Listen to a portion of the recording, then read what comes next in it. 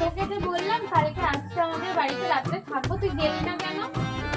মা খুব বকবে রে, মা আমাকে একদম যেতে দেবে না।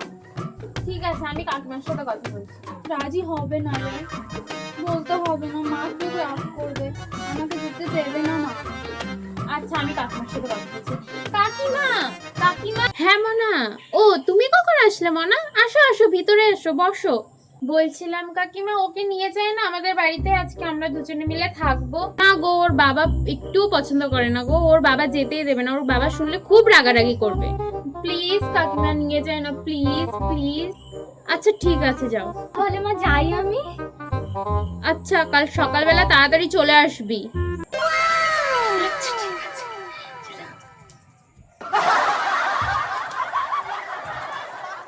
মহারাজ, এখন আসার টাইম হলো? হ্যাঁ, তুই জানিস যে আমি পছন্দ করি না এগুলো, তার মানে তুই কালকে ওকে আসতে বলেছিলিস, তাই না? না মা, আমি ওকে একদম আসতে বলিনি, আমি বারণ করেছিলাম ওকে। আমি বুঝতে পেরেছি কে বারণ করেছে আর কে বারণ করেনি, আমি বড্ড বুঝতে পেরেছি।